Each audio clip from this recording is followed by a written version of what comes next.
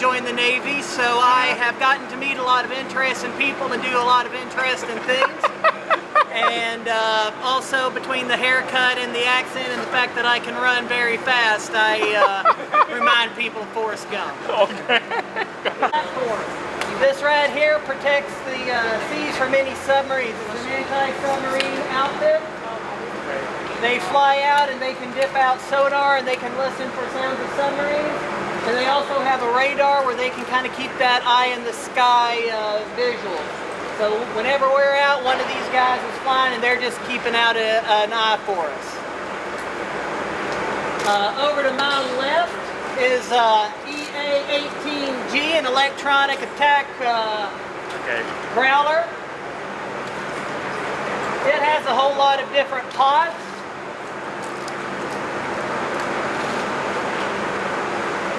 And one of my favorite things about the growler and its configuration is that whenever we fire them off the flat deck, they are so heavy that we have to put extra gas in the exhaust. So it has just the loudest rumble you will ever hear in your life as this thing's launching. Yeah, it's good stuff right there. And then over to my right, we have the single seat variant of the FA-18. This is our fighter attack. It can do about 24 different missions based on different configurations. And we launch these guys off every single day so they can practice and train up on what they're doing. Y'all have any questions on any of the platforms in front of you or anything about the hangar bay in general? Cool. A couple quick safety things. We're going to go up.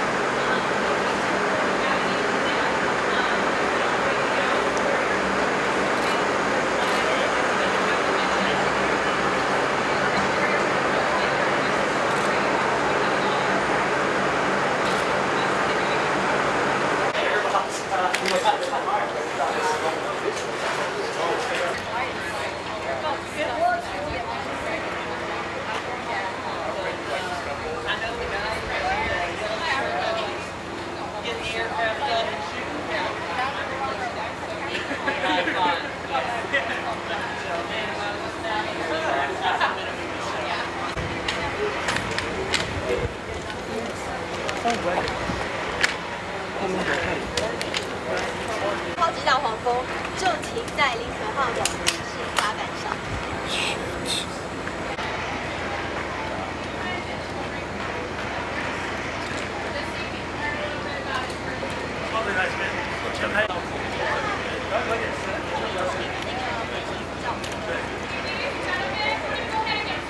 All right, let's go over there, guys.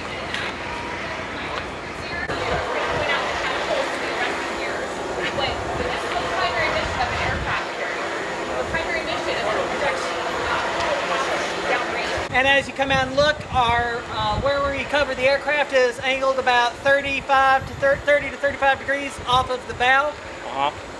And what that allows us to do, and with this extra, we are a one-stop airport. We can catch, we can shoot simultaneously, day and night, in all weather conditions. How big, as you mentioned earlier, and I believe the captain also mentioned it, but on board here we carry 60 to 70 different types of, we've got all different configurations that we load up. We have modular type aircraft, so we can load them up for, again, the different missions. Our rig up for anti-terrorism, we can go protecting area defense, we can go humanitarian aid, all in about a 12-hour turnover on immediate notice. And then we also keep alerts whenever we're at sea, just to make sure that if anything does happen, we can get our notice. And so when we're up here, there's about 150 different sailors, all doing different jobs. It is loud up here, and they're communicating through hand signals. And with the hand signals, we can communicate from the bow all the way to the stern of the aircraft, intent to taxi them off to the fingers. We're going to be launching Cat 1. We're going to be wrapping up the waist and continuing shooting on the bow. And all this is getting monitored up top in the tower by Air Boss, and then Captain is kind of plug and play for each mission, so we all kind of know what each other's job is.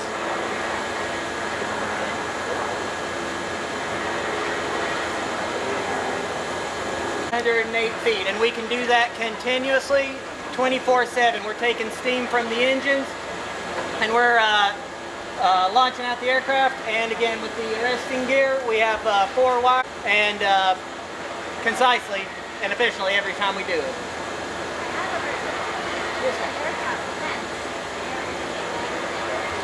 Yeah.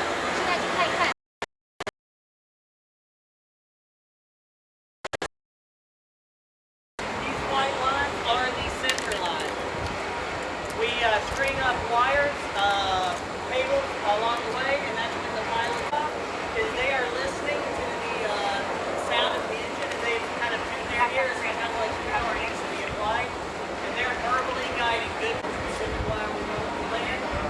They'll string it out all the way down there, and then when people are standing, they'll lift up their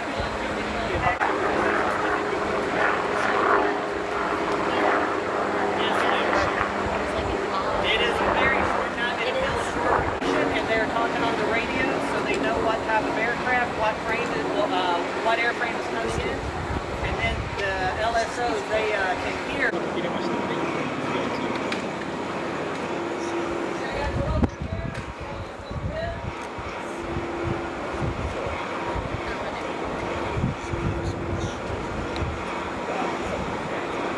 Well, we're close off, but over there, off to the side, and they're facing that.